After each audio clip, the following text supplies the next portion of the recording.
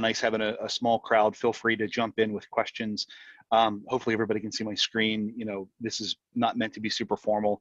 I like having conversations more than talking at people. So feel free to jump in, comments, questions, suggestions, corrections, whatever you got. So that basically just want to talk about Dataverse and model-driven apps as an enterprise solutions platform.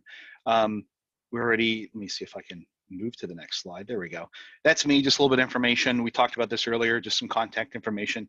Business applications MVP in my second year. Pretty cool to be part of the community there. It's like we talked about, you think you know stuff and then you start talking to people and you realize how little you know, or a more positive approach is what more you have to learn, right? And I always look at it in that perspective. It's exciting to be around a community of people that are willing to share information and are so ridiculously smart.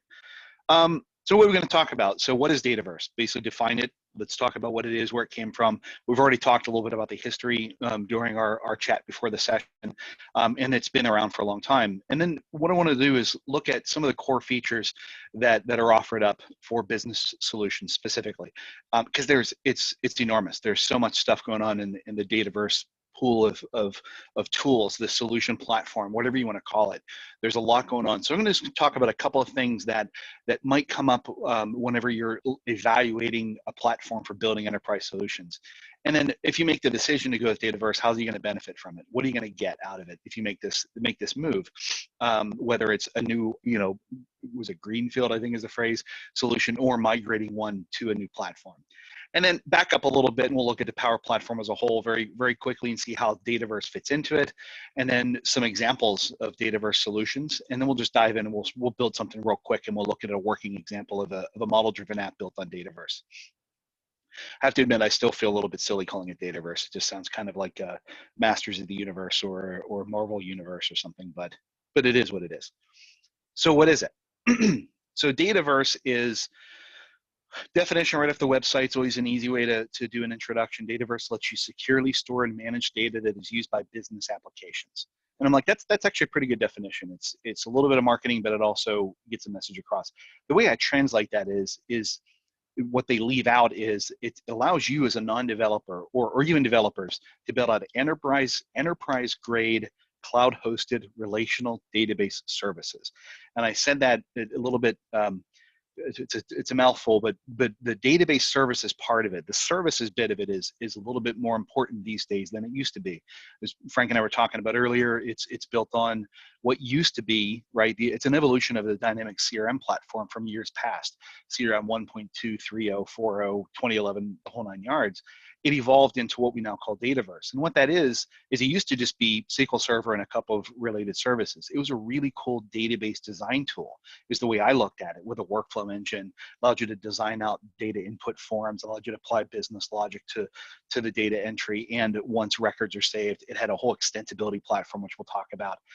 But the reason I mentioned services as opposed to just building a database is it's more than just a front end on top of SQL Server. You're integrating with other services in Azure. One of the new ones that's come out recently is the image file type, or sorry, field type. Instead of a string or a number or a date, I can have what's called an image. And that's stored in a different location than SQL Server for performance purposes.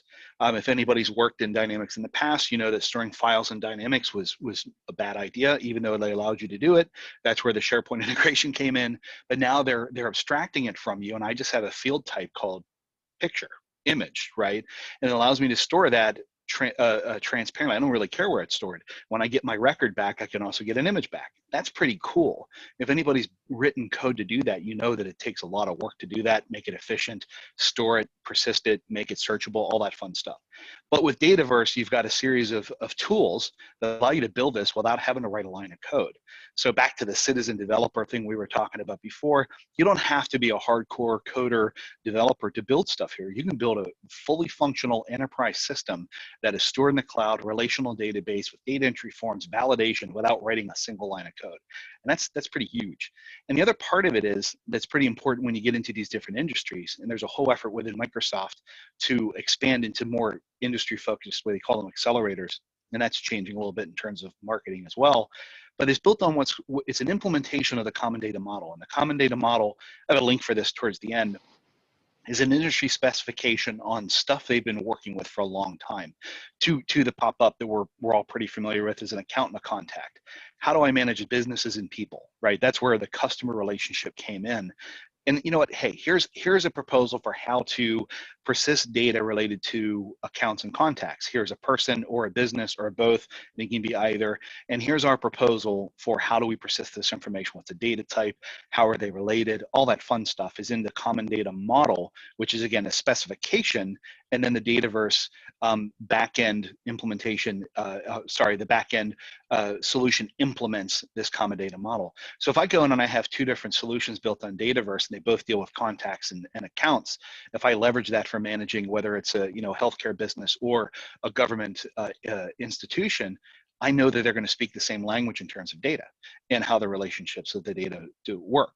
So that's a pretty cool deal. And it's evolved over time. This isn't just something they threw out recently. It's evolved over pushing 20 years at this point. And it's a pretty cool thing whenever you build an enterprise solution and you want to have kind of a standard amongst all your solutions. Let's say you're a large enterprise like a federal government, you might have 10 different solutions that leverage the same data, or at least need to talk the same language if they're in separate data stores. And having that common data model as a published specification is a pretty cool thing. All right, Jim, since you said I was allowed to ask questions. Mm-hmm. The first question is, so a lot of this new functionality, probably with the files and everything else, is coming with the fact that they're now breaking out Dataverse in the backend to also use Cosmo DB. Is that Mm-hmm. correct? Yep, they use Cosmo, Azure File Storage, or Blob Storage, that kind of stuff. So basically, anybody that's thinking on-prem, you might as well forget it. I don't know. On-prem is up to version 9. They might be on 9.1, but there hasn't been an announcement for the on-prem support. So it's pretty close in parity, but for stuff like that, yes, you're absolutely right. And there's some other stuff like enterprise search capabilities aren't related, way prior to the new file types and whatnot. Like you couldn't do enterprise search because it was relying on Azure search, right? So that's absolutely a hot topic for a lot of people, especially in like the government space, the DoD. We're not going to upgrade. You have to be on-prem. Microsoft is kind of dragging their feet on support for it. You can still get an enormous amount of capability, but you're going to be limited to what's available on-prem versus you're not going to be accessing things that are only available on the cloud. Okay. Now the common data model has been a pet peeve of mine for a while. Have they dropped the requirement that when you create the Dataverse database that you agree to sign over your data structures to them for a CDM, the rights? I haven't seen that at all. So when you actually go out and create a Dataverse database, inside the, when you create an environment, then you create a database. When you create the database, there's a little thing that pops up that says, hey, by the way, we have the right to utilize your structures for CDM. Yeah, I haven't seen that.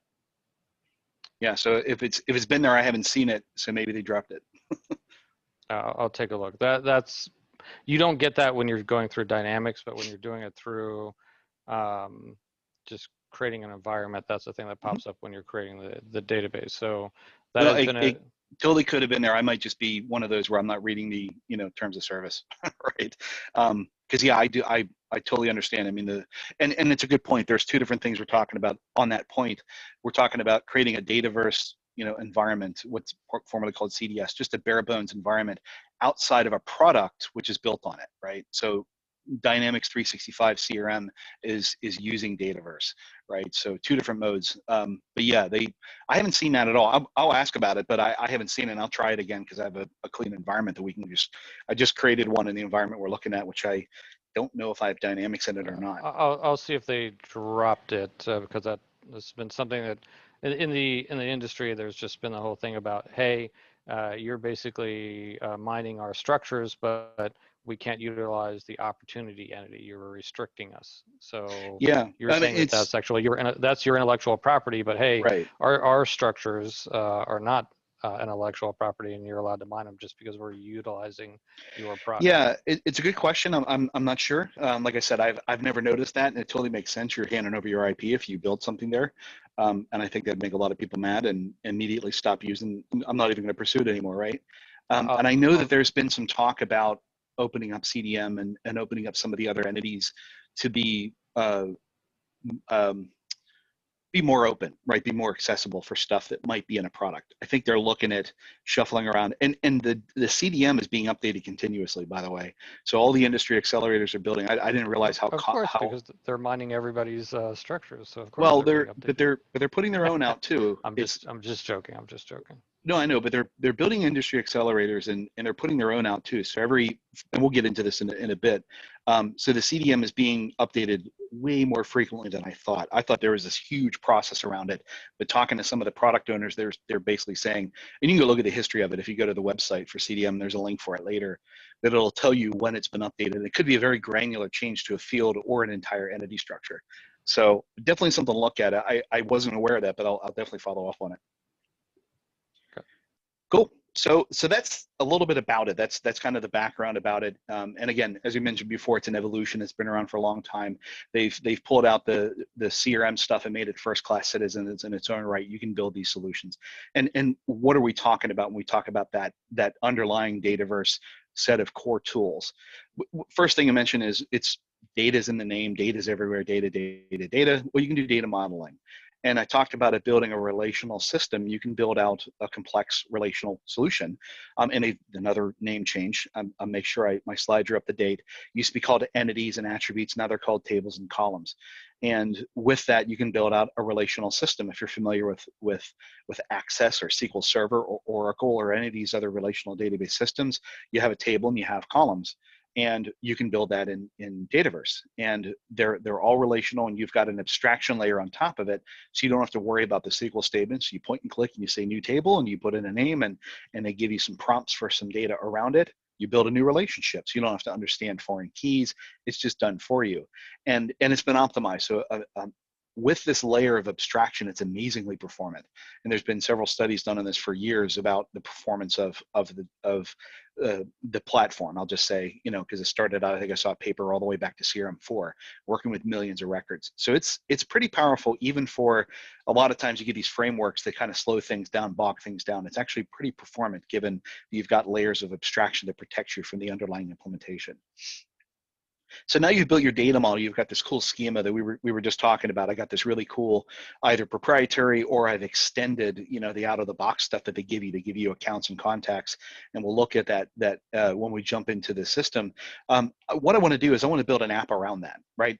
Cool, I got this database, but it's kind of not very helpful unless I kind of gather things together and give my users a targeted experience. And that's kind of what I refer to model-driven apps as. It's a collection of your elements within your Dataverse solution, and it gives the end user a targeted experience. So let's say you've got a system for case management.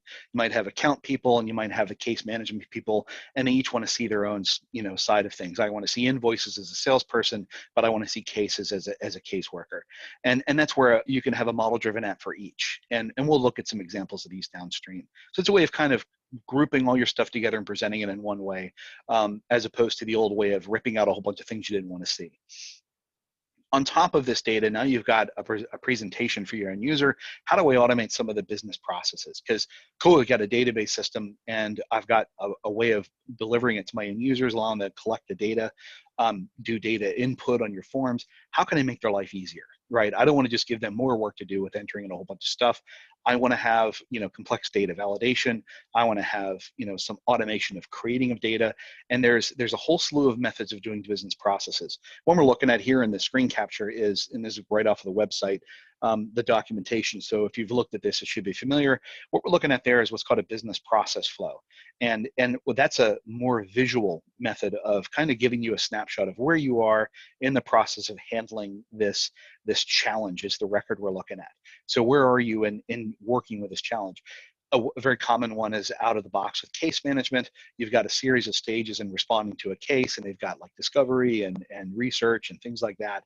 It allows you to put a very nice user interface on top of what your end user is seeing with point and click configuration. And you can also automate some stuff happening behind the scenes. When I click that next page button, I can have a workflow kick off to pre-populate some data. I can go look up some information. I can do some validation. I can even call out into an external system, which we'll look at next. So it brings with it not just the data modeling, not just the presentation of here's some cool forms or entering the data, but I can start automating it and doing some validation on it to make my life easier for my end users. And here is a little bit more on the slides continued. I'm going to jump to the extensibility platform that we talked about before with the business processes. If I hit next on one of my stages, I may want to call out to a plugin, for example, which is C# code that I can intercept certain events happening on the underlying platform, the CRUD operations, create, read, update, delete, and several other things happening.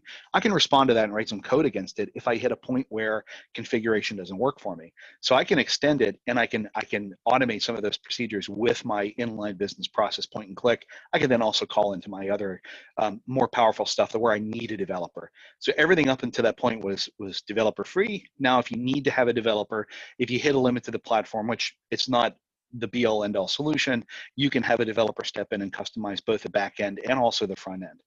But back up one slide, maybe I'll switch this around next time I talk about this. Security is also key. So I've got data model, I'm gathering data from my users, I'm presenting it to them. Now I want to secure it. I want to make sure people only see what they're allowed to see, and make sure people who shouldn't see things shouldn't see stuff.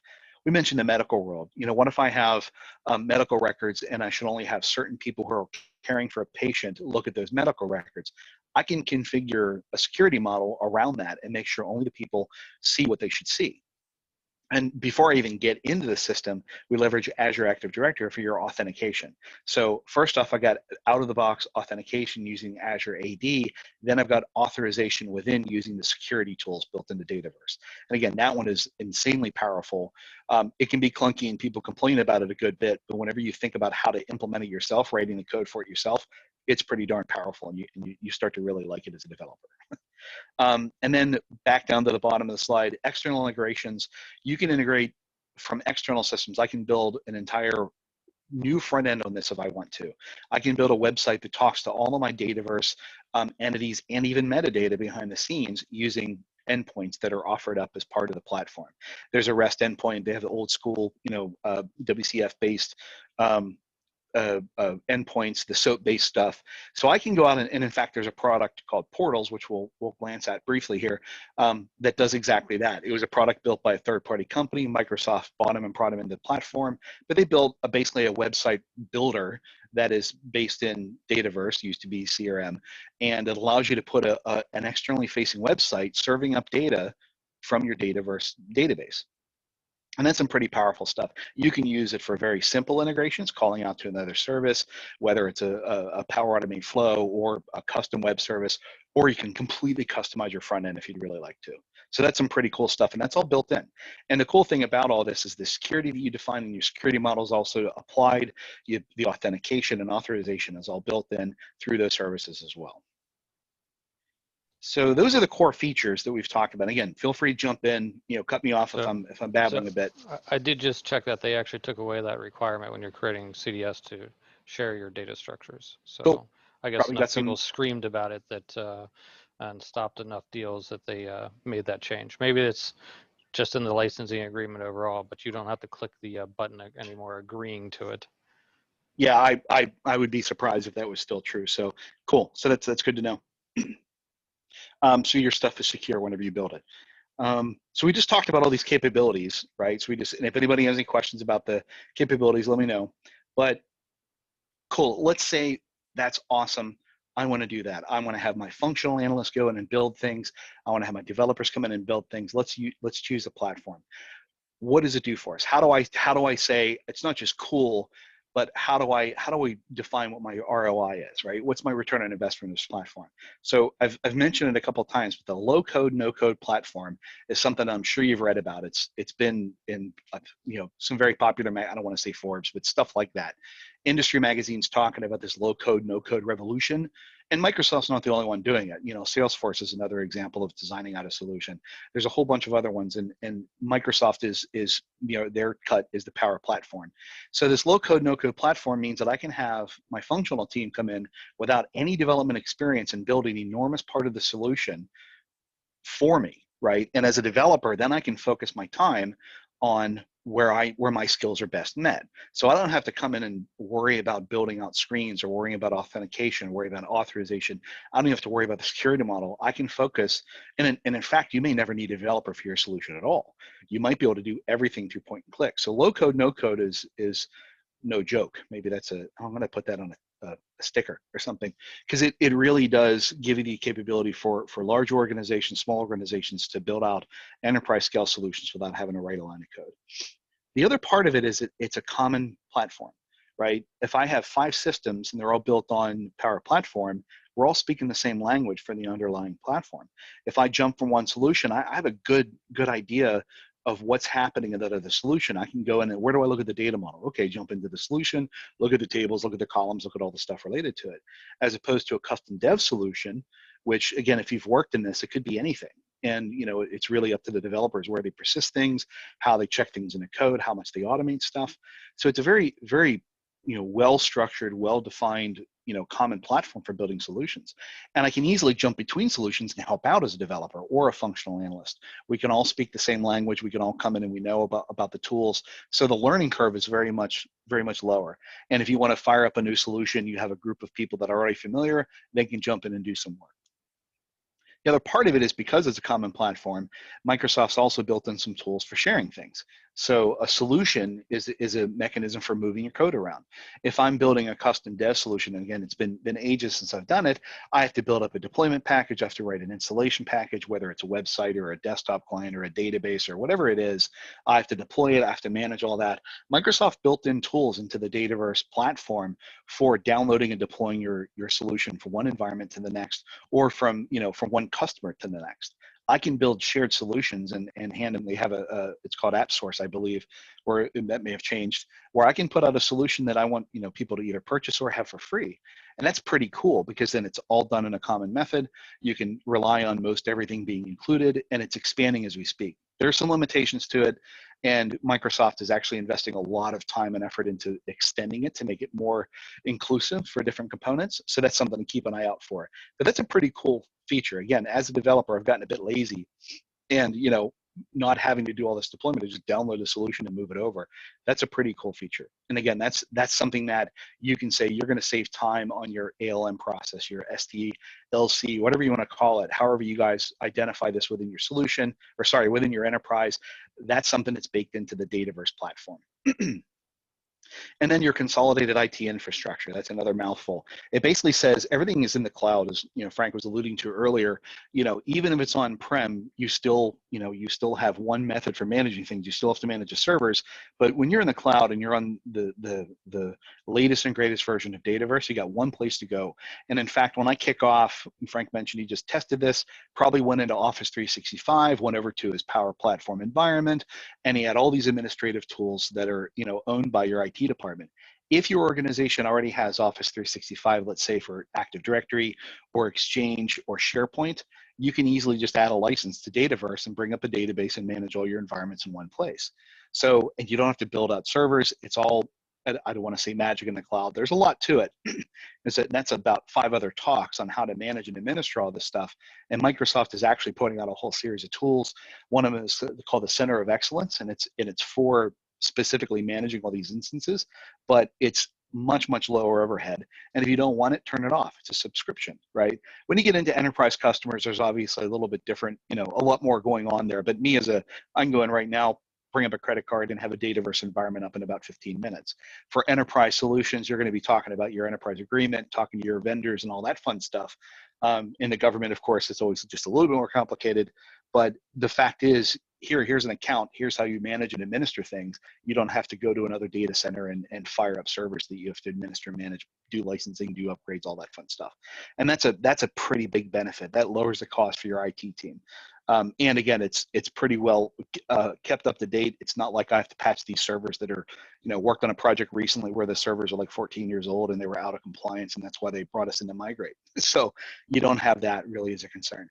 Other side of it is, you're pushed and it keeps you up to date. The side benefit of that puts a bit of pressure on you to keep up to date, but it's made much easier than if you were managing physical hardware. And my graphic, because I have to have graphics in my slides, I have too many words. It allows you to focus more on solving your business problem as opposed to working on the plumbing, and as I have in quotes. And I mentioned it earlier, I'm not going to worry about making sure you can log in. That's built in. So your authentication is built in. Your authorization is configurable, all the security stuff. I don't have to worry about how to render the screen. I've got a designer for that. I can focus on, as a developer, the features and functionality as opposed to the plumbing that a lot of times in custom dev you had to do.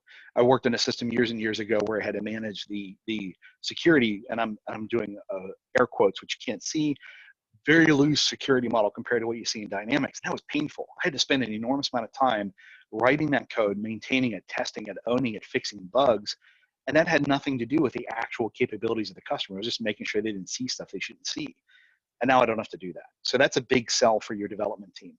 Developers may not like it. You have to give up a little bit of control, but it allows you to focus and build out cool functionality as opposed to, again, standard plumbing that everybody sees in their system. And that's a big selling point for me. So those are just, again, and I'm sure, and if anybody has any other like, hey, by the way, this is good too, this is good too, or a con, feel free to chime in. But this is just the stuff that really I see a lot in conversations with potential customers. So backing up a little bit, we talked about Power Platform earlier on, and it's kind of hard to talk about because it's huge, right? And it's changing every day we talk. And this is just, I believe, the latest slide. You even got the latest icons for it. But where does Dataverse fit into the Power Platform as a whole? Because it is kind of hard to talk about, and it's growing. So Dataverse is a key element, right? And I'm reading my slide, and it's not good presentation, but it's a key element. It's a lot of stuff is built on Dataverse as a back-end platform. It's your data service, right? So I've got a Power App. We mentioned model-driven apps. They're completely dependent upon Dataverse. So it's a little bit weird to talk about a model-driven app as a Power App because it's part of Dataverse, as part of the tool set. So it's a little bit confusing and fuzzy to talk about. But Power BI, Power App, Power Automate, and Power Virtual Agents can all leverage Dataverse in their functionality one way or another. It can be a back-end data store for all of your Power Automate flows into your data, and you're connecting to an external service. All kinds of stuff is dependent upon Dataverse. And one of that's not even in that graph is Power Apps portals, which I mentioned before. Again, back in the day, I wanted to have, they don't really like to tell people this, but I don't want to have licenses for every Dynamics user in my system. So I'm going to build a portal and allow people who aren't licensed to access it. And that's not it's not really always just cheating licensing. You may not want them to see all the data in your system. You may not want to administer things. So what they built was this Power Apps portal solution, formerly called ADX Portals, ADX Studio, pardon me. And it was basically a website that used Dataverse. At the time, it was Dynamics 365 CRM as its data layer. It persisted all the data, all the configuration. It's like WordPress. It's a content management system for Power Apps, and now it's Dataverse. I'm getting all my names mixed up now. So it's a portal system, a content management system built on Dataverse. So that's one they don't even mention, but it's gaining some popularity, it's gaining some momentum, and it's a pretty powerful platform. So Dataverse is key. It's a key element of the Power Platform as a whole. And again, there's more to it than this. This is probably out of date because it's probably 2 weeks old. Let's see. So what are some examples of Dataverse model-driven apps? Well, we talked about these products for a long time, right? So Dynamics CRM, it's now, as of, I believe it was V9, they re-architected the whole system, and they pulled out what it was called CDS at the time, and then they built customer service on top of it. So Dynamics 365 products, first-party Dataverse model-driven app solutions. They're model-driven apps built on Dataverse. So it used to be all entwined in one. Now they're eating their own dog food is a phrase that always sounds kind of strange to me, but they're building on top of Dataverse for their first party solutions, for customer service, for sales, for marketing, field services, project operations. And there's more to it, more to those different solutions, marketing especially, field services especially, but underlying structures that are persisted with contacts, accounts, and all the other security and all that are built in Dataverse. Jim, So, I got a question for you. Yeah. So, Power Automate is the future of everything. Have they, they don't want you to develop plugins anymore, obviously. Have they actually started migrating the first-party apps away from plugins and CDS and started using Power Automate as they've been telling everyone to do, or are they still using plugins in the first-party apps? No, plugins are there, and I don't think plugins are going away. I think old school workflows are eventually going to go away. the Windows Workflow Foundation based workflows, they're eventually going to go away. And they've been talking about that for a while, but they haven't. They're still deploy a new environment, even at, there's But realistically speaking, they're really trying to push people just to utilize the web API and get away from plugins. yeah, I understood, and you can create your own connections, but plugins still do a lot that Power Automate can't do. First one that comes up, one of the reasons they haven't just pulled the trigger and this is strictly an opinion, is they're asynchronous by nature, right? There are ways of hacking and making them synchronous, but I don't think it's supported at all. It seems to work, but I wouldn't recommend it. And so just that alone, you need something to be synchronous. So that I don't think plugins are going to go away. And in fact, I think plugins are a big part of the platform itself. If they go and move everything over to Power Automate, then you're also going to have the call limits too. So my issue is the focus by them to drive people to Power Automate when plugins would actually be a better solution. And well, that continues today. I see. I don't see that. I see them getting you away from old school workflows, but not plugins. I think that they want you to use Flow for a lot of things because it puts the hands into a designer as opposed to a coder. But there are just things that are going to be done more efficiently in plugins until Power Automate changes a little bit. So I totally see and sitting on some of the calls with the product team, they're talking about it, but they don't give you any clear answer. So there's no NDA stuff I'm giving away here. Were you and ISV connect the past few days? No. Okay. But they've been talking about it for a while, and the question's been asked: when are we going to deprecate workflows? When are you going to have a tool to migrate workflows? So I don't see Flow, because again, there's too much going on. And again, just an opinion, and based on what I'm seeing, I think Power Automate is the way of the future for lots of things. But until they can first and foremost make it synchronous, and lift the limits on them, because that's something I just ran into over the last couple of weeks. You've got execution limits, right? So you're not going to have a high performance system if you limit you throttle the executions. People just aren't going to use it. So I think they have to address some of those things before they can say plugins. So I think workflows, but not plugins.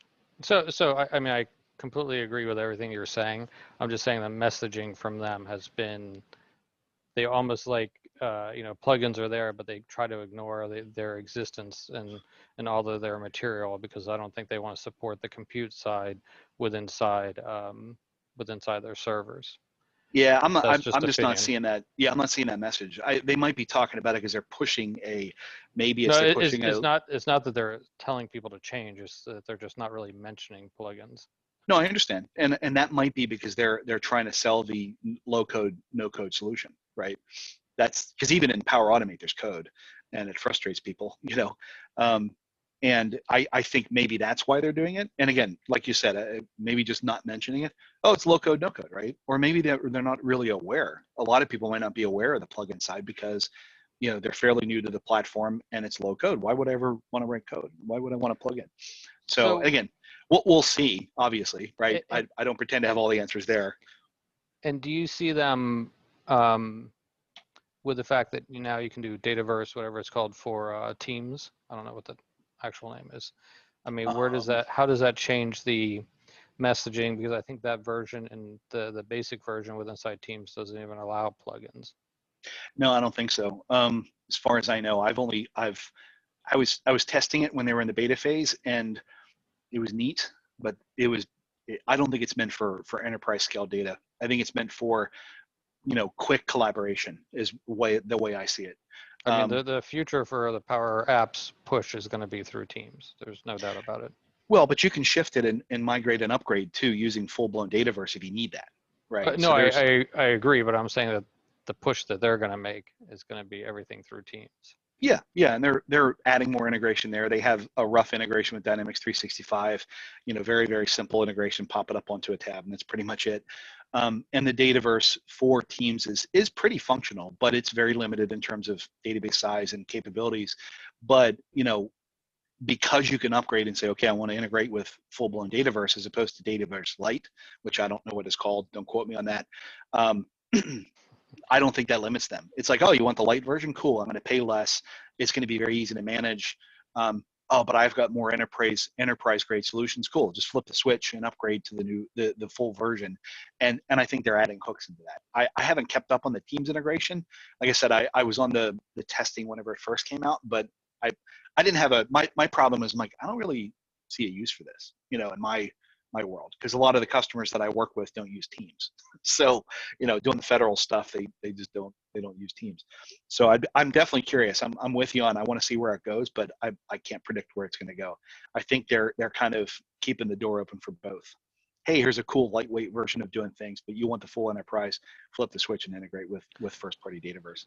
So when we talk about citizen developers, I mean, because we're talking about so many different components, Power Automate, then you got CDS, model driven. I mean, how does the citizen developer deal with the fact that there's so many different components that have to work together? I mean, or is the citizen developer, it just has to be so simple apps that they're only utilizing one of those components? I just don't understand how they're expecting the citizen developer to understand all these different, things that they have to learn because they're utilizing multiple solutions. Mm-hmm. Yeah, I'm with you on that. And then as a developer, I'm in the same boat. It's kind Developer, of I like a, that. I call yeah, it real. I say real developer, but that's okay. no, I mean, because I waver back and forth. I have to throttle myself and say, okay, I don't need to write code for this. Go customize it, right? Sorry, configure, not customize. And I have to make sure I understand the platform before I ever get to the point of needing to write code. But I'm with you, and I think that they're making it easier and easier and easier. They're bringing all the administrative tools together. That's one thing I think they're doing, and that's, everybody's been screaming about that for a few years now. So bringing all your administrative tools together and putting out solutions. In fact, on this slide, we can look at some of them. You don't think of a citizen developer as one person building an enterprise solution. You're going to have a team of people, right? You're going to have somebody who knows SharePoint. We've got some people on the call that know SharePoint, and I'm going to leverage them. And hey, I want to integrate with SharePoint using a Canvas app. I'm going to get somebody that knows a Canvas app, and then I'm going to tell them, okay, I want you to connect to CDS using the CDS connector. Isn't the whole move to citizen developer is to avoid the IT department? That's a joke. But in reality, that's part of it, right? All of a sudden, if I'm having to pull in this expert, that expert sort of thing, I mean, citizen developers out the window at that point. But that's the thing, you're assuming that they're developers. I'm going to bring in somebody that knows the SharePoint side of things. Doesn't mean I didn't say developer. And you got a Canvas app person who might know Canvas apps very well, and they're going to integrate with CDS using the CDS connector, just like Flow would. But even in the government, that a lot of times these people are here. You need to make something happen, and it's like they're not bringing in anyone. It's up to them to make it happen. I completely. A lot of people on this call are probably in the same situation. They need to make it happen. I completely understand, but again, I don't think that's the intention. I think you're overstating their intentions with this. I think this is putting together the capabilities allow you to build an enterprise solution without having to bring a developer on board. There's still a learning curve. I don't care what platform it is. You're still going to have to learn something, and you as a single person can't do everything. If you're expecting this to be point and click, and I've got an enterprise application by pointing and saying deploy, that does everything I think it's going to do, then I don't think any solution is going to work for you. So I think there's a happy balance. You still have to learn something. You still have to go and figure stuff out. And what they're doing, we'll just go back to this slide, the solution accelerators are a way of educating people on these different capabilities. Healthcare is a big one. It's been around for a long time, a couple of years, 2-3 years now. It's very mature, and they've actually migrated it over, and they're using, you talked about stealing IP, they're stealing their own IP and moving it into the healthcare gov, or I forget what the platform is. Nonprofit accelerator is fairly new. Here's an example of how to build a nonprofit healthcare, or sorry, pardon me, nonprofit accelerator using the tools in hand. It uses Flow, it uses a portal, it uses Canvas apps, it uses model-driven apps, manufacturing, finance, education, same thing. Why would they be so nice to give that stuff to ISVs to build applications on? That doesn't make sense. Because they want you to buy the licenses. They want you. They want revenue from the ISVs that they're charging 10 or 20%. We can go on from there, but that's a different conversation. But the fact is, you asked the question about how can I keep up on things, and here's one way. There's something that I have a link for in the slides later, is the Center of Excellence Toolkit. They're trying to educate you on Here's how you bring your team together. Here's how you foster that education in your team. So Microsoft's investing in that too. And they're building a center of excellence toolkit to give you pre-built tools for monitoring your environments for your administrators to make their life easier, but also for your team to say, hey, you got an app you want to build. Here's a whole slew of existing apps. Do they help you? Here's some shared solutions that you can learn from. So again, back to your question with citizen developer, I don't agree that that's going to be, it's just easy. I can point and click and have an enterprise solution, one person in an afternoon. I don't think that's the intention at all. I think the intention is to make it easier for that and to put it on a platform that gets you out of the old school world of, I've got an Excel application, like, what was it, the National Health Institute in the UK, right, lost all kinds of data because they hit a limit to the capabilities of Excel. Access is a common one too. I hit a limit, 2 gigs is the size or something silly like that. They want to give you an enterprise platform for building out the things you might be good at, right? I'm going to bring in somebody that knows the business side of things. Here, design out a data entry form for your team. What data do you want to collect, right? And I think that's really where the power is at. But keeping up with it, you just got to go and do it. I don't think there's any easy way around that. Hard part, I do agree with, is it's coming out very quickly. I know nothing about virtual agents. I know nothing about the AI chatbots. I just haven't had a reason to go into them. They're amazing and powerful, but I haven't had a reason to go into them. So if I'm working on a project as a developer, I'm going to go find somebody that understands that and bring them in. I can tell you all of the, my expectation is that all of the M365 exams in the future will have some component of the Power Platform involved with it outside of the PL exams. So yeah, there's a lot of overlap, and in fact, the boot camps that are going on right now, there's a lot of overlap. I just helped out with one of the M365 boot camps, and I gave a very similar talk to this because of exactly that. Most of the talk was around Office administration or SharePoint or building out other solutions, and I brought this in and talked about it as a potential option, right? So I agree on that one. There's a lot of overlap, and even just the Azure world, you're going to be administering a lot of environments that, hey, I want to connect with these endpoints. I need to put, administer my authentication between applications. So the people that are administering environments aren't going to be insulated. I'm just infrastructure. I'm just network guy, right? They're going to have to understand what people are building on them. That's my take on it. So cool. So the one point of this slide that I wanted to bring up is Microsoft themselves is using Dataverse for their first party solutions. And that's pretty cool. So what that makes me confident, and again, it's a point, if I'm deciding on building an enterprise series, one or more enterprise applications on Dataverse, I can feel confident that Microsoft's going to invest in this. Because I've actually had a question by several people like, okay, how long is this going to stick around? And as we talked about earlier a couple of times, it was Microsoft's built on this for quite a while. And they've worked on this platform for quite a long time. And if they're pushing out customer service, sales, marketing, field services, all these different solutions on Dataverse, they're going to invest in it. And from my experience, I've, part of the MVP program, we get to talk to the product team. There's a lot going on. They're working really hard on this. So, and they're doing twice a year releases. They're putting out, they're bringing in the community to get feedback on things. So it's going to be around for a while, in my personal opinion. So we talked a lot about stuff. Let's just dive in and take a look at it, give you a little bit more hands-on feel for what we're doing. Let me pull up. I'll do it real quick. We'll just walk through and we'll just build an entity or pardon me, table. I'll get it correct someday. We'll build a table just to show you what it's like to work in the environment. So what I have is when I go into the Power Apps environment, what I'm looking at is an environment with a database, and that's where Dataverse comes in. And if we look at the data, they give us right away a list of tables. And this is when we talked about a common data model, and I provisioned this environment like Frank was talking about earlier. It provisioned a new database, and it gave me a whole bunch of stuff to start with, which is awesome because that's just one less thing or a whole bunch of things that I do not have to build. So when I bump into the environment, I go to the data section here, and there's a lot of stuff on the homepage, by the way, as you just bring it up. It's a great place to learn. Learning for entry level, some sample apps, templates you can look at, lots and lots of resources, both with Microsoft and the community. So definitely check out the homepage. And in fact, there's a Learn tab. So it's pretty cool. Learn by doing, right? But if you look at the database, the default database that was provisioned, all this stuff comes with. I didn't build any of this. These come for free, right? And I'm doing air quotes for free because you have to pay licensing. But I don't have to build out. Let's just look at account real quick. I don't have to build anything to do with an account. I can just use this. And it's quite a few database fields. These are all the columns, they call them. They use column attributes fields. They're called columns now in the new world of Dataverse. And you can see I've got a whole slew of different types. Just sort and make it a little bit easier to see. I've got a big int, so I've got numbers. A choice is exactly what it sounds like. I've got a single choice, multiple choice, a drop down versus check boxes. I've got currency data types, so they handle money. Got a date and time or a date only, so they handle dates really well. A decimal number, email field, which is a text field formatted as an email, floating point number.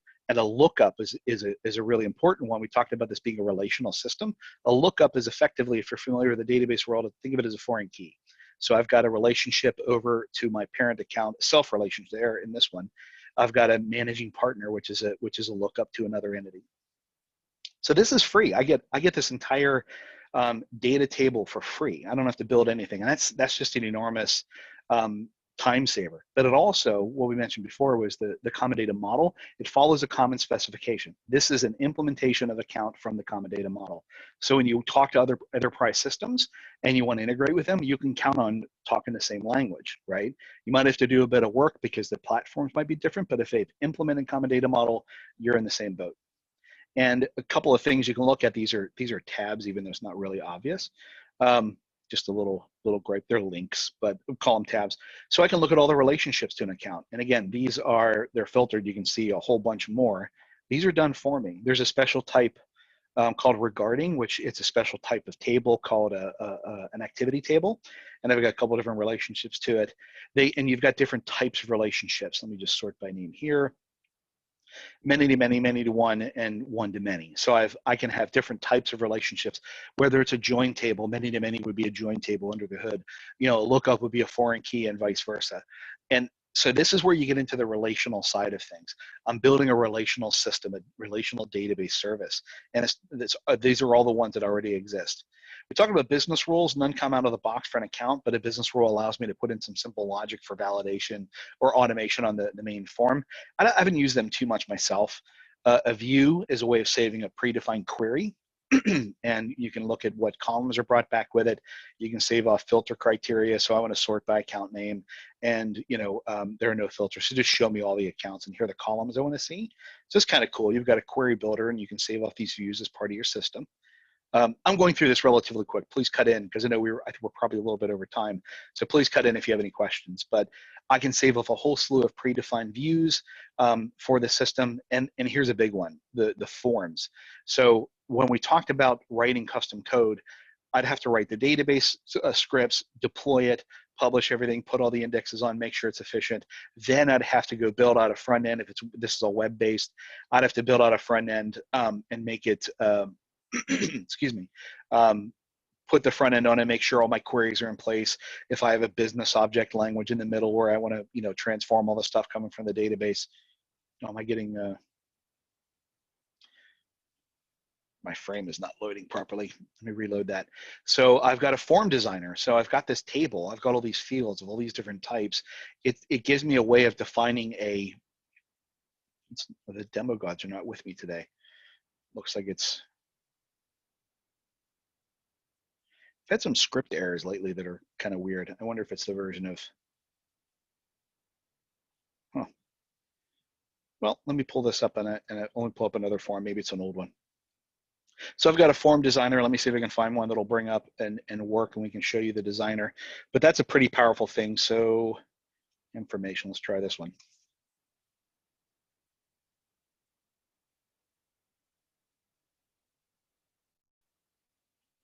It really doesn't like that. I don't have any plugins running. Huh. It's really annoying. So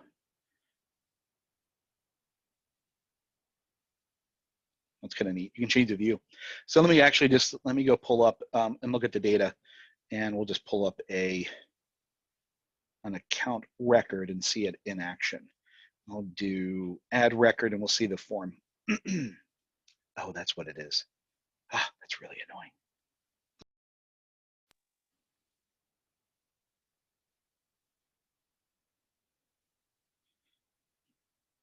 That's all it was. That's really frustrating. It's really secure. It logs you out periodically just to make your life hard. Let's pull up that form again.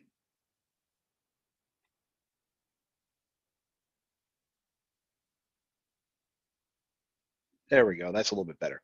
So I wasn't logged in properly, and some cookies and magic weren't being saved. So I've got a form designer here, and I can throw on all these different fields that are available as part of my table. I can put them all on the form. Obviously, that probably be bad design if you put every field on a form. But you can see that I've got a predefined designer. I can have tabs, I can have sections, and I've got different control types. If it's a date, if it's a lookup, all this stuff is predefined. I don't have to write a line of code for this. And again, if you've ever written code for this kind of thing, it can be exceedingly painful. And one of the things we're looking at here is it's got a list of related contacts. So this is some pretty cool stuff that I can just pop on a new grid for related contacts, and it just magically works, and I can configure it. Not a line of code. And again, the work that went into this is, again, years old, so it's not something they just threw together. But it's incredibly powerful for a non-developer to be able to go in and define a, trying to get this out of the way. And what it looks like rendered is I can change my form here, information, and here's what it looks like in action. And that's just done with configuration. There's a validation built into it, built into the table. Here's a lookup. It's going to go search for related records. That's me. These are just different record types. It could be a contact. It could be an account. Phone number, it'll put in and validate phone number stuff and require different formatting. Website, it'll put in a URL for you. So that very simple little kind of cosmetic things can take an enormous amount of time, let alone just putting your fields on the form and persisting the data back to the server. Really powerful stuff. And the cool thing, what I'm looking at here is I'm debugging, I'm testing within my designer without having to deploy anything. And I just jumped over to it. I didn't really talk about it. Here's a form that's been defined as part of a table. And I just went over and said, let me test it, real-time test it. I haven't made any changes to it. If I want to make a change, I'll change it in the form designer, hit publish, hit refresh, and I've got a debugger right built into my tools. That's some pretty powerful stuff. I worked on a project recently where I didn't use any development tools at all. It was pretty cool. And that's a pretty powerful feature for this platform as a whole. So we looked at account. If I want to create one of my own, we'll just do one real quick. I've already got a what's called a solution, which allows me to package up all my stuff. And I've got what's called a Power Up event. And if I want to do new table, this is kind of cool. They've cleaned this up a bit. They've cleaned up their menu here, which is kind of nice. I can add a new database table, and you can see what I'm going to call it. We're going to manage events, and I'll go show you a real implementation of it. Power Up event. And this is going to be a table. It gives you a plural name for it. This is the schema name. This is how it's going to persist it under the hood into the data store. That's a unique schema name for it. You've got a primary field, what gets shown in the lookups. You got all kinds of additional details here. It's a standard table, activity table. That's the custom type we talked about. I've got different methods of ownership. I can have it owned by a person or no owner. It's just owned by the organization. It's got a couple different settings here for change tracking, for example, that's used in portals and some other applications. Duplicate detection built in. All this stuff, again, if I'm building a database table and I'm writing scripts for it, I'm going to have to write SQL, what is it, DDL and T-SQL, I believe. I'm going to have to write this, publish it, deploy it, put all my relations together, or use some other third-party database designer tool. But I'm getting this all in line. I can document it in line too. It's really, really powerful stuff. And I'm just going to leave it as is, and we'll create a new table. And the first thing it'll do is it'll kick off and provision a new table under the hood for me, and it's provisioning a bunch of columns. While that's happening, I can add a couple here. And if I have, you do like event start date if we're managing events, right? Oh, that was faster than I thought. You see all the stuff that comes with.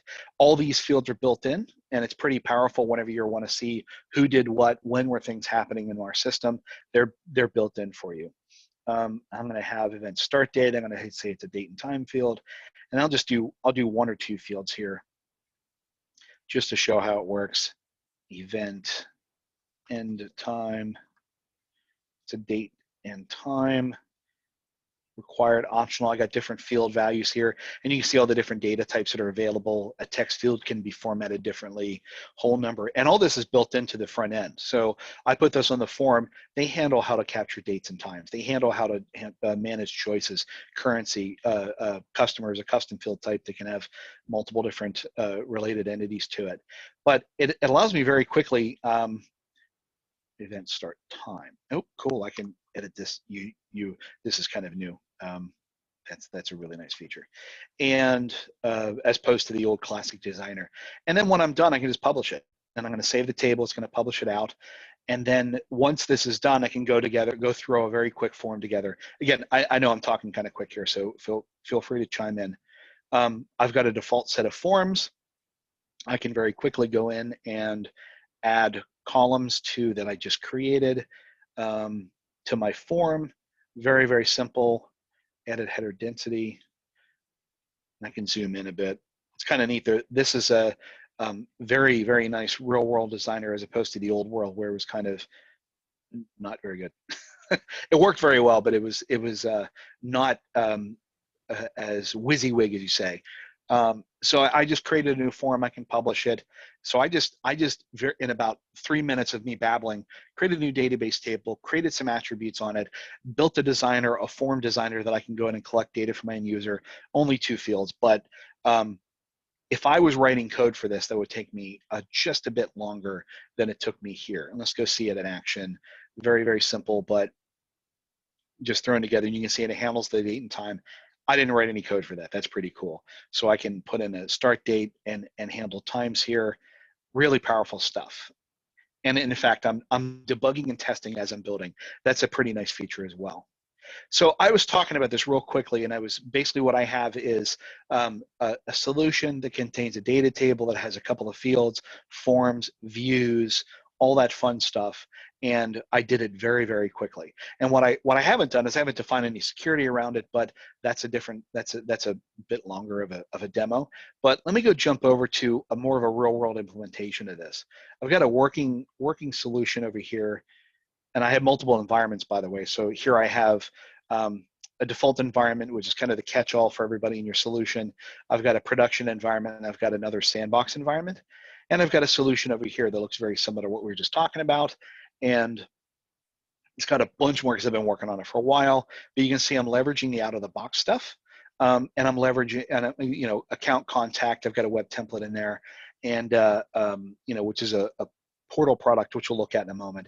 But I've got all these other entities, these tables that I've created. I've also got flows. I've got a model-driven app that contains everything. And let me just show you this in action. And I can open up the Power Up event while that is loading. A more fully defined event. And what I was just kind of doing very quickly there. Can't seem to hide my toolbar for Zoom. So if I look at my Power Up event, this is all the stuff that I built in, while I was working on this over the last year or so. But you can see on this one event, I've got all these different these different attributes, pardon me. And I've got a event admin form, for example. And here's what a full form would look like. The cool thing is what I did in this event is sorry, no pun intended. I have a form built out and I've got a bunch of related entities. Cool, I'm logged in properly, so the form's loading. And I've got a couple of tabs. And I've also got an event management business process flow, but I'm going to zoom in because that's kind of hard to see. So I've got event details, which are all the fields we talked about, event start, event end, those are date and times. I've got a couple of different flags that I'm using internally. Is it a virtual event? And, I've got related contacts to this, like who's managing the event, who's the primary contact. Cool thing is whenever I have the primary contact here, I've got a preview field. That's what's called a quick view form that allows me to preview details of this item that's selected here. but I've also got, more importantly, I've got related records. I've got an entity, a table called sessions is related to an event, and it makes sense logically. I've got an event coming up like this meetup, and I've got a list of sessions. I might have more than one, and they're all going to have speakers. I've got a list of organizers related to this. I've got a list of, in this case, their contacts. In this case, I've got a list of accounts related to sponsors, file uploads, or a custom type that I built called file upload. Not very creatively named, but it allows me to have the relational side of what we've been talking about. And in the real world, let me open this up. Here's an example of one that happened in Boston. Oh wait, that was a planned event. It didn't happen, unfortunately. Let's see. And what I have here, I'm looking at my model-driven app. What I've done in my model-driven app is very simple. I've got event management. I've got a couple different tabs. Here are the tables that I've created. And by default, it just says, show me all the ones and filter it by view. So all the views we were looking at, I can put onto this table, and I can pre-filter it. And here are some past events. And let's look at past community events. So I'm filtering by type, past Power Up events. Let's look at Tampa.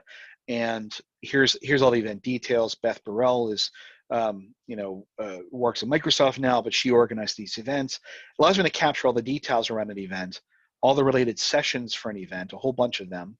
You talk about some smart people. This is a crew that's crazy smart. The organizers was only Beth, and list of sponsors, file uploads. We had a couple of speaker decks, and a whole bunch of other related information about this. So very quickly, and this, it took me obviously a little bit more time than we looked at before. The cool thing about this, we talked about all the APIs and stuff. Where I can see this in action is, let me go out and come out to the portal. What's attached to this CDS session is, ignore the JSON behind the scenes. I've got a portal configured in front of this. So I have an administrative website that I built. Allows me to manage events, sessions, organize. These are all a Dataverse, almost at CDS, Dataverse data tables related together with a front end built on top of it. This is all configuration. Nothing we're looking at here in this ever required a line of code. I think I have like one or two flows behind the scenes for other events, but the work that I did on coding was through what's called Liquid. But where I see this, I can serve up all that information through a Power Apps portal, and I can go through, and this is all done with Liquid templates, but here's the Tampa event that we were looking at. I can expose this information to the public, and all the information that's configured here, not an administrative designer, but in the admin form, I can also serve up through a portal. So all the information that's persisted in this tab over here, I'm serving up in a portal too. And this is done through what's called Liquid templates, but I'm querying all the data from Dataverse, and I'm serving it up on a custom web page through APIs that are exposed. So again, I know I'm talking very, very quickly on this, but these are just some of the capabilities. This is meant for external users. This is meant for internal licensed and authorized authenticated users. So I get a lot of capabilities with Dataverse. And again, everything we're looking at in this model-driven app, not one line of code, no plugins we were talking about. I don't even have JavaScript on this. It's just all 100% configuration. Most of the portal is configuration too for configuring the entity permissions, but this front end is done through Liquid templates. So I got a combination of configuring all the data, persisting all the data, managing all of it in a model-driven app, saved in Dataverse, but I can serve it up to the public here using what's called a Power Apps portal. Okay, I know I was talking really fast there, but hopefully you see. If you have any questions about it, let me know. But I know we're over time at this point. Just wanted to say, here's a list of further reading. There's a lot more to it. This is just stuff that I thought would be kind of cool. So we've got the Power Platform learning resources. This is a website that's being updated continuously. So Frank, you were asking about how to keep up on this stuff. Here's one place to go. It's updated by the Microsoft team. And then if you want to get an environment for yourself to poke around, go out and check out the community plan. There's also a developer plan as well. But that's just a real easy plan. Go out and give them an account, and you can build a Power Platform solution and test it out. Documentation, standard stuff on docs at Microsoft.com. Dataverse, Common Data Model, CUE Starter Kit, which I was talking about, talks a lot about how to administer and own a Power Platform team and enterprise, not just a solution or an app. And then the list of accelerators we talked about is being updated pretty regularly is here. And then a couple of different events. This is a slide. I forgot to update the slide, so I did this at Milwaukee. But xRM Virtual is a place to go learn about stuff. And Virtual Events Hub, talk about learning.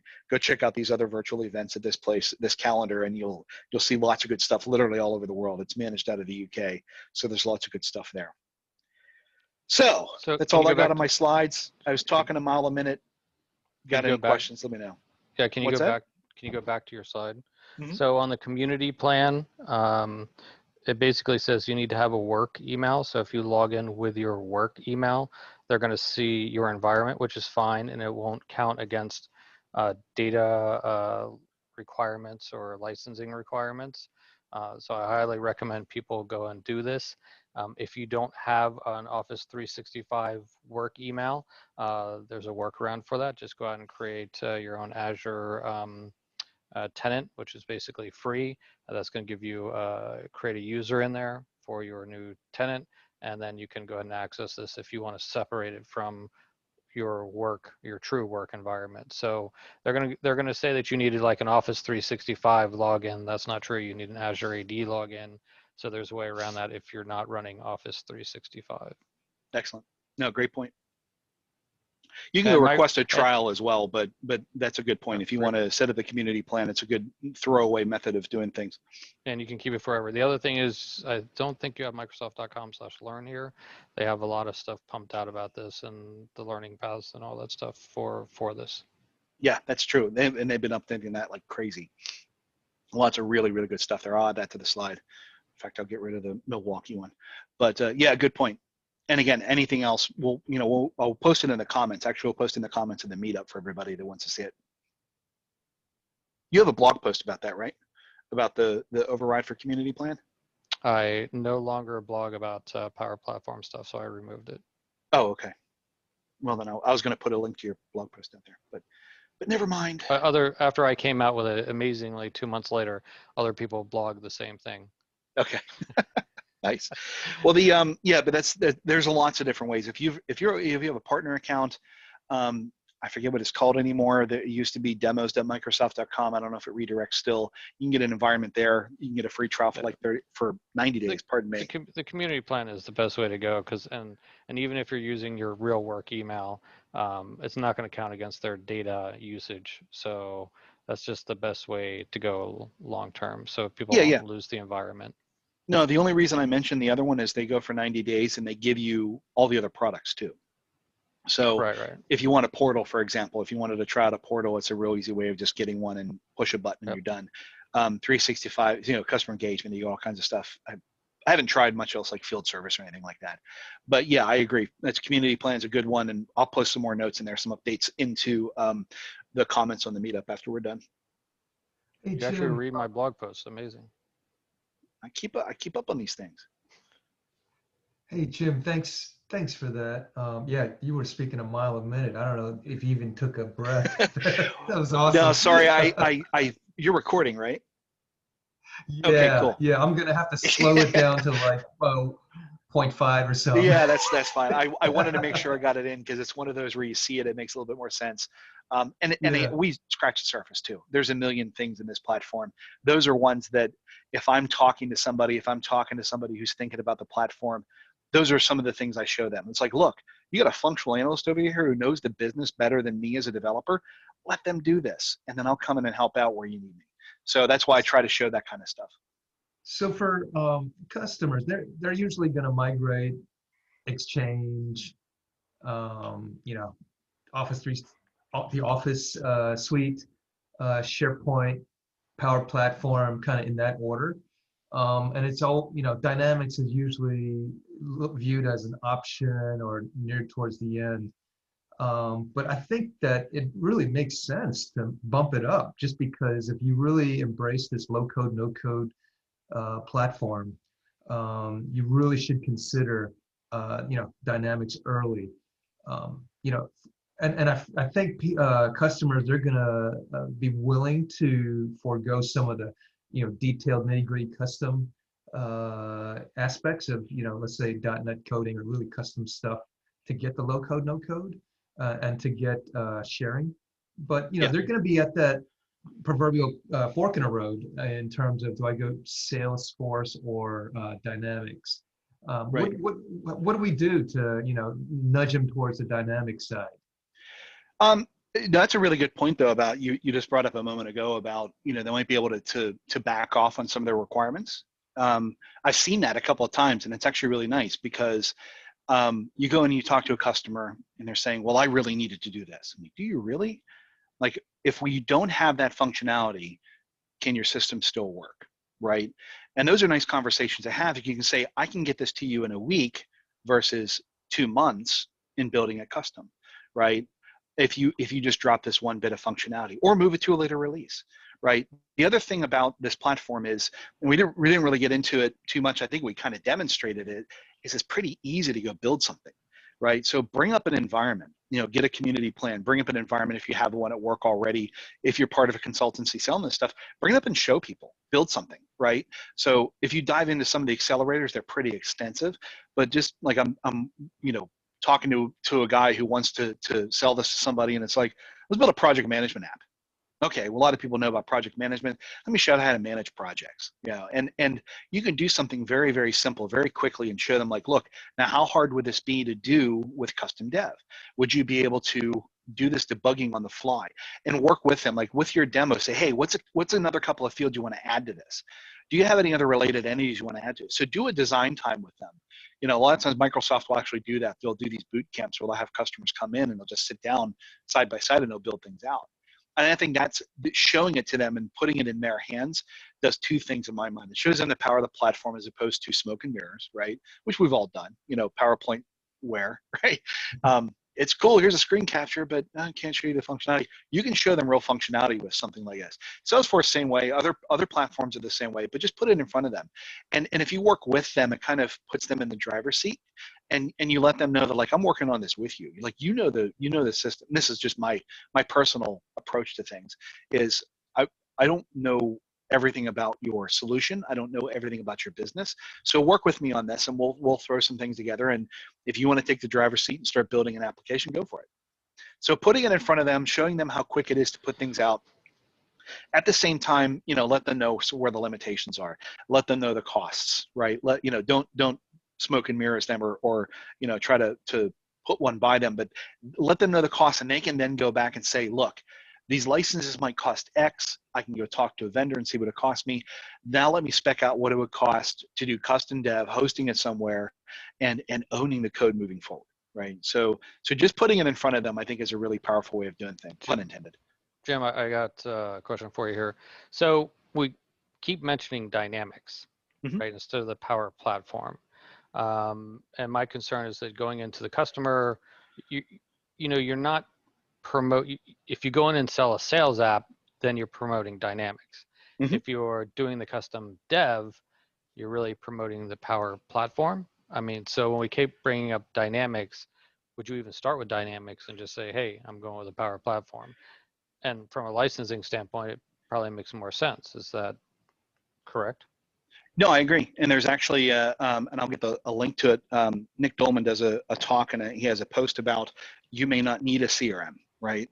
And he talks about exactly that. And I'm completely with you. It's Dynamics refers more to the product suite as opposed to the platform, right? And it's a very good point. And it used to not be that way. That's why we still say it. We keep saying CRM. It's not CRM. It's Power Platform. It's Dataverse. Right. So it depends on your customer. If you got a customer that wants customer relationship management, well, CRM is a good thing for it. If you got a customer that wants to build a nonprofit management system, I got one where I built an application system for, we built on, this is Dynamics before, it's a couple of years old. We built a application submission system, right? Submit an application for benefits for public safety officers, right? And they used the case management side of things, but we didn't have to, where we could have built it from scratch using Power Platform and a Power Apps portal. So it really depends on the conversation. If you got something that kind of leans towards capabilities offered up by the dynamic solutions, go for it. The field services stuff offers a lot of custom capabilities, project management, a lot of custom capabilities. But again, if you're just building an enterprise application, totally with you. Don't talk about Dynamics, talk about Power Platform and Dataverse. Does anybody care about field service after Ben Vollmer left? That's it. Inside yeah, joke. Inside joke. yeah. Um, They're actually just, aren't they putting on a new mobile app for it too? I think. no, I'm just kidding Yeah, about they're that. putting So on some new stuff. So I mean, I just want to point out that when you're going into the customer, unless they're saying, "Hey, we want a CRM or a sales app or a true case management app that those apps are designed for," then you're really talking about the Power Platform and all the different Mhm. components that it brings. Well, and think Going of it into this way. Dynamics. I agree, because a lot of times I went in and project I had a couple of years ago, and it was this was the customer that hired me, the vendor that hired me, the consulting company. After like 18 months on the project, guy asked me what CRM was, and I'm like, dude, really? And it's like it was hard talking to him, because like, I don't want to do customer relationship management. I want a system that does this. So even if you talk about CRM, it might confuse them. They might turn it down, right out, because it's like, I don't want CRM. I'm not doing customer relationship. I want a platform. And if you go in talking about Dataverse, you talk about the common data model under the hood, all that stuff, and then you say, oh, you want to do customer management, maybe you should look at this, customer service, or they changed the names on it. What is it called now? Service. ServiceNow. No. It's customer engagement. It's not customer engagement anymore. It is customer service. Yeah, sorry. Because I got lectured, customer engagement is on-prem and customer service is online, or vice versa. So if you start talking to them, find out what their business problem is, to Frank's point, and then you can say, oh, one of the products in the Dynamic Suite might meet that need. Maybe we start there, and then you have a lot less. Then it's just configuration as opposed to development. If you want to build something that doesn't meet any of those needs, then, well, yeah, start with a bare bones Dataverse environment and go from there. The lines kind of blur, right? I mean, a CRM, an enterprise case management system is kind of like CRM. There's data relationships, and it's, enterprise wide. But if they, I see a lot of business in the case management world. Are we gonna, if somebody asks for that, are we whipping out Dynamics to do that, or are we whipping out Power Platform, Power Apps to do that? I know Well, if we're it's using Dataverse for both. no, it's a matter of, think of it this way: if I'm building uh, if I'm building customer engagement, I want specific processes and data collection around customer engagement, right? Case management, for example. With customer engagement, and I might be getting it backwards: customer service, customer engagement. You get what's called an incident, right? Under the hood is called an incident. It's a case entity. With Dataverse, you don't get that. So if you start with Dataverse, you get contacts, you get accounts, you get all the security, you get all the other capabilities for building on your own custom entities. When you buy the product, the Dynamics product, you then get their entities built, called incident case management. They leverage more stuff around the business processes around managing a case. It's meant for case management specifically. You have to look at the features and functionality that the customers care about versus building it out on your own. Okay, Mm-hmm. so do I care about vacation days and work hours, right? That's going to be important. If that's drives their business, well, then you're going to be going out using Dynamics customer service or whatever it's called. You don't want to build that out on your own by building your own custom, case entity and going from there. So you just have to look at the features. I have to say, on the government side, probably 90% of the xRM applications were around case management, but most of them, you spent more time stripping out the functionality that Dynamics case management was bringing and putting in your own custom stuff, right? Well, at that point in time, you're just going to go over to the Power Platform, CDS, and build your own thing, right? And then you also take a look at the pricing difference between the two products, and there's a lot of things to take into consideration about that. And you say, hey, I really need this feature, but it increases my cost by X. For me to build it is Y. Well, it makes more sense for me to build it, or vice versa, right? Yep. So you just have to take a look at that in making those calls. But I would not run in and say, hey, Dynamics is the thing that gets you in the door. It's Power Platform, it's Azure all up as a platform. I had customers that were saying, hey, we had so-and-so Gartner come in or whatever, and they say, hey, you know, when you're looking at Dynamics, don't look at just Dynamics, look at the entire Power Platform, Azure, and everything that's bringing to the table in full, and that's where, you know, the most value is for an enterprise organization. Yeah, Gotcha. that's an excellent point. That's totally true. If you come in and you say, look, I already have SharePoint, and I've built a lot of stuff, because you see a lot in the DoD space, right? SharePoint for years was their development platform, you know, for better or for worse. And they did a lot of cool stuff on it. So I already got SharePoint, I've already got Active Directory, I've already got all this other stuff in place, but I want to bring in a case management, I want to implement ServiceNow, right? Or another one, Pega Systems, I believe, is another one that I've seen thrown around. I don't know much about either of them personally, but to Frank's point, wait, you've already got all this other stuff. You've already got the Microsoft stack in place. Maybe look at, you know, Dataverse as an option for enterprise development. Oh, okay, you've got case management, or you've got, you know, marketing, right? Marketing is a very powerful tool, does a lot of cool stuff. You got those? Okay, well then you probably easier just to get a license for one of those products. Integration is already there. It's built, like SharePoint and Dataverse integration is configurable. Out of the box, it does integration with SharePoint natively. It may not be what exactly you want to do, but you can point and click and turn it on. And you know, you don't have to build out other integrations. So that's definitely something. What is your current you know, your current infrastructure look like, and then you decide whether you want to bring in Dataverse, because it's not the be all end all solution. It really just isn't. I mean, I'm biased. I use it. It's what I do. It's my bread and butter. But there's some limitations to it, so it may not be the best solution for you. But going in with the knowledge of what they currently have in place is going to be a big first step for you. Thanks for that. Yeah, definitely use Power Platform as the carrot stick, and then upsell to Dynamics. In terms of the old days of, you know, custom dev, whether it be .NET or Java, and then, you know, a 3-tier SQL database with a DBA, in Power Platform development, are we insulated with Dataverse specifically? Are we insulated from, you know, needing to write SQL statements and triggers and SQL language? You're actually not just insulated, you're prevented. It's not allowed. Okay, Yeah, good. it used to be in the on-prem world, you had access to everything. And you installed, let's say, right now you can go out and download the on-prem version of it's still called Dynamics 365, I believe, and not CRM, but it's Dynamics 365 if I remember right. And you can install it and require SQL Server. You stand up the instance, you install it, you put in a web front end, all that fun stuff, and you can have access to the database, and you can go in and do whatever you want to it. But Microsoft's not going to talk to you if you got a problem, right? Mhm. And people did that all the time. They wrote reports against it, and they offer up ways to insulate you even in the on-prem. With the cloud, and that's why I was emphasizing services at the very beginning. You're not allowed to touch things because they move it over. You don't even know what instance the reporting server is on. It creates a problem whenever you want to automate report creation. So you're absolutely not allowed. Now they've opened up. They have APIs for everything.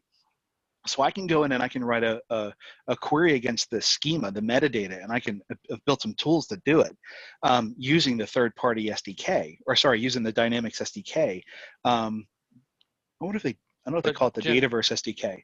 Jim, But well, hang on. But you can go and you can act on that, but it's an abstraction layer. You have no direct access to any of the underlying SQL Server instance information at all. Thanks so for your point. so this is what plugins are for, okay? But you're not doing direct access. You're going to be utilizing. I've been writing KQL stuff, which is Azure Sentinel. So I don't even know the proper term for the query language anymore. Fetch XML, there we go. You're going to be writing fetch XML or whatever to go and query the database, and you can do all that sort of work and updating and writing other records that you would normally do with inside triggers with inside SQL. You're actually just doing it in C#, utilizing their libraries to go and access the columns and the data that's being passed across. The good news is that a lot of the stuff that you used to write in SQL for, let's say, cascading deletes or don't delete if there's a child record and all that other fun stuff. A lot of that standard repetitive code that you did before is actually handled with inside the platform for you. When you saw Jim creating the relations between two different tables or entities, and those relationships are there, you can set something called relationship behaviors. And those relationship behaviors do a lot of that integrity sort of work, and changes to child records or whatever that you used to do in writing triggers. But you will no longer be writing triggers or writing transact SQL.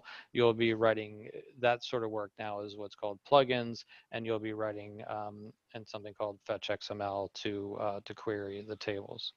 Well, they've actually, in the last release, they did open up,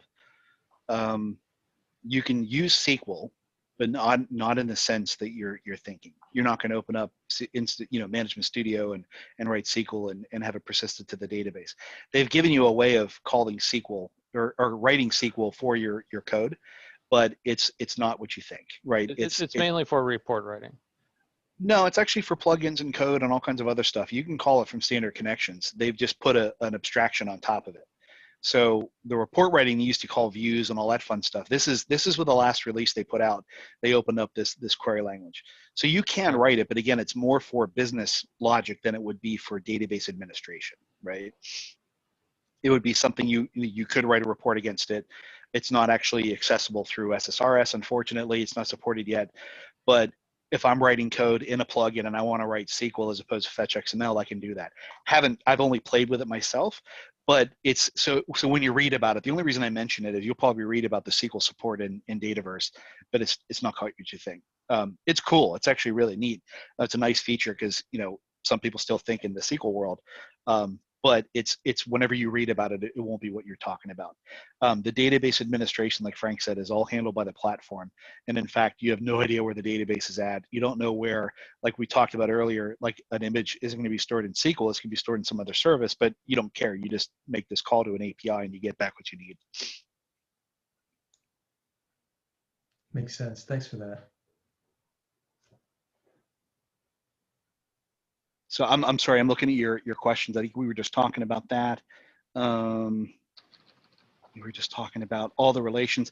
That's a thing I used to call, like I said, back when I first did this presentation years ago on xRM, I used to call it a database designer tool. And effectively, you're still doing that, but it's just, there's a bit more of an abstraction. It's not just SQL Server designer tool. It's more than that now, which is pretty cool. So do I miss any other questions? Like I said, sorry, I wasn't paying attention to them. No, I think you hit them all. Well, we got the learning stuff there. Cool. We'll put some more stuff out. Put the notes out, like Frank said, about how to get the community plan. Cool. We got those. I'm just going up to, I don't know if you can see what I'm looking at. Does that show up? The chat thing show up? Yeah, the dynamic COE toolkit, definitely check that out. Cool thing about the COE toolkit, go look at some of the Ignite sessions about it, because it's not just a series of code, and solutions and whatnot. They more talk about the mindset around managing your team, managing an enterprise. Whenever you bring up an enterprise with Power Platform, they want to encourage their developers, citizen developers or otherwise, they would encourage people to leverage the platform. So it's kind of neat. It's more than just, here's a bunch of solutions to install to monitor what people are doing. It's meant to encourage them and give them, enable them. So it's kind of neat. Perfect. And cool. So I apologies for going over